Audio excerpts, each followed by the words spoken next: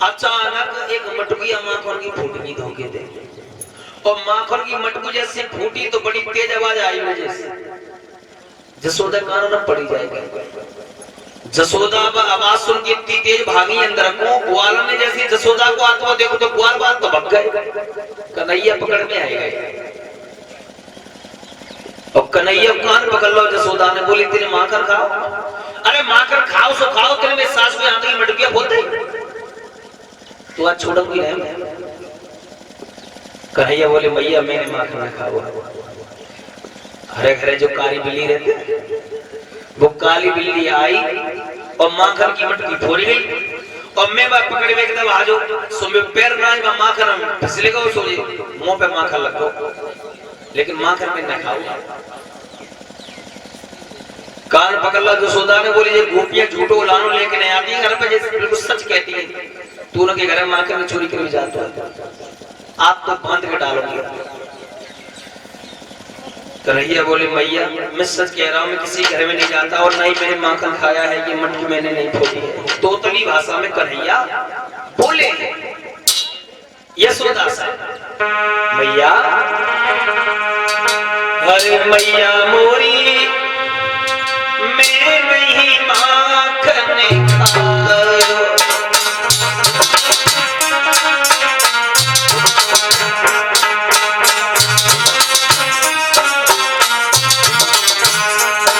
मैया मोरी मैं नहीं माखन खायो।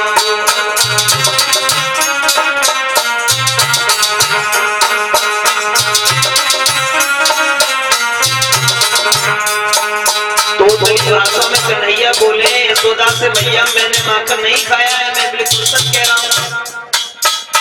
और वो तोतली भाषा यशोदा को बड़ी प्यारी लगी, तो मुंह फेर के हंसने लगी। ऐसा ही नहीं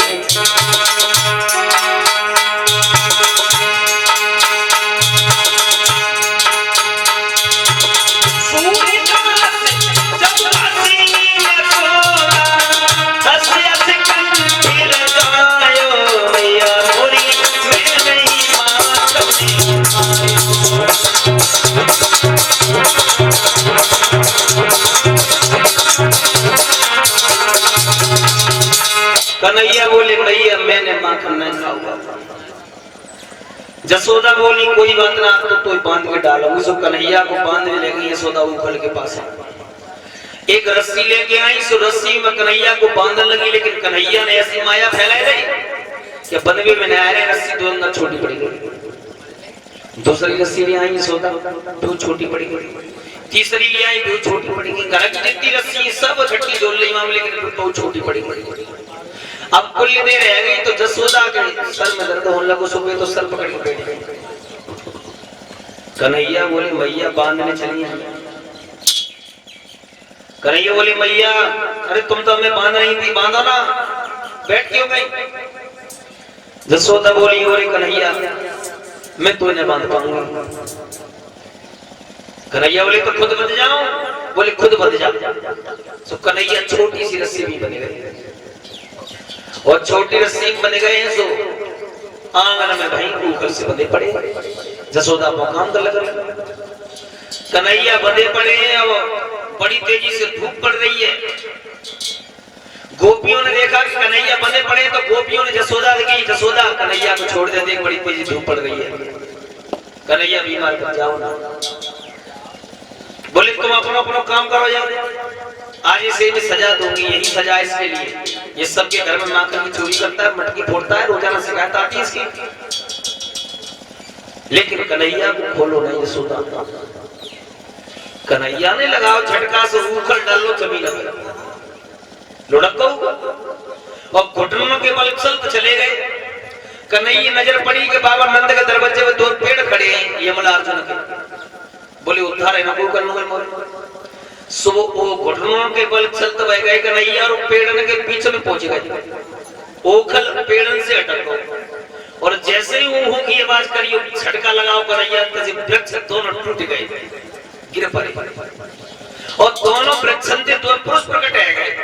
पहले तो वे दो हंसे और बाद में खूब रोए। और वे क्यों हंसे और क्यों रोए और वे क्यों हंसे?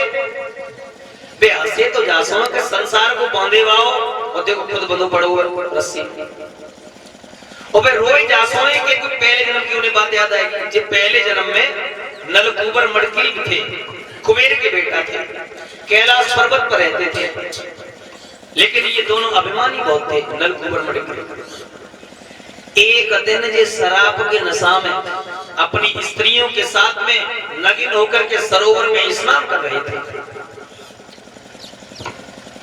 उधर से देवर्षि नारद चले आ रहे हैं। नारद को भाई ये गानों तो सो हमेशा वह बीड़ा बजाते भाई ये गानों गाते हर समय श्रीमन्नारायण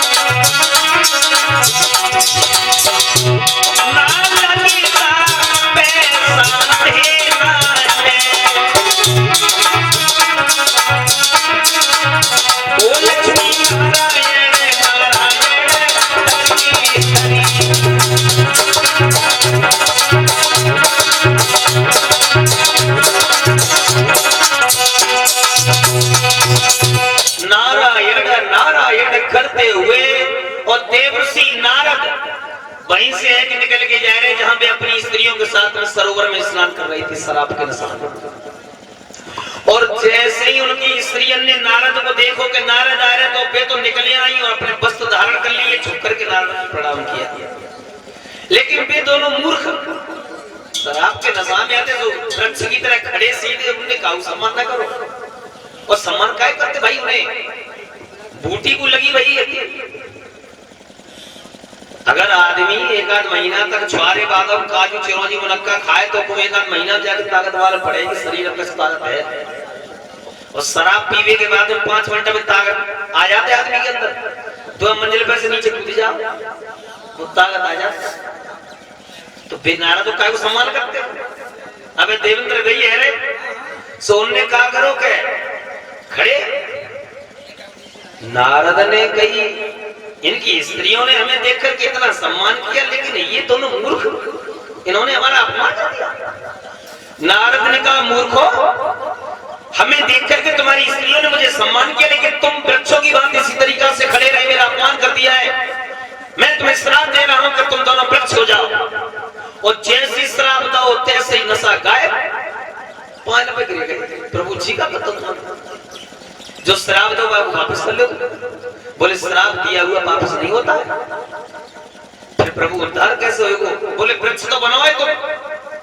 द्वापर में बाबा नंद के यहाँ लेकिन भगवान स्वयं अवतार लेके आएंगे और अपने हाथों से तुम्हारा उद्धार करेंगे। तो वे नलकूबर मड़किल जो वृक्ष बने भाई यमलार्जुन के, और वे वृक्ष कन्हैया तोड़े, कन्हैया ने उनका दोनों का उद्धार किया। बोल गोविंद भगवान की। आप देखते हैं दोलन का कीर्तन बोल ले, उसके बाद फिर आगे देखते हैं भगवान की कथा। अरे जय बोलो पिपन बिहारी की जय बोलो।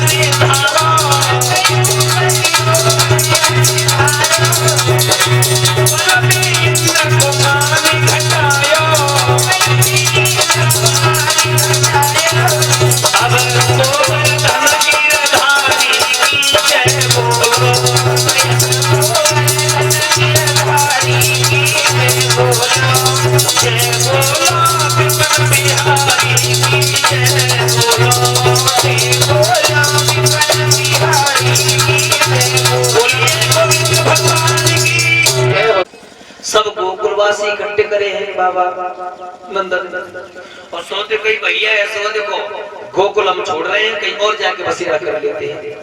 लेकिन बाबा नंद की बात को सबने मान्यता दी, बोले ठीक है छोड़। गोकुल छोड़ के तुलसी का एक वन था वहां जाके रहने लगे, जैसे वृंदावन कहते हैं, वहां जाके सब रहने लगे। अब कंस और ज्यादा परेशान है, वो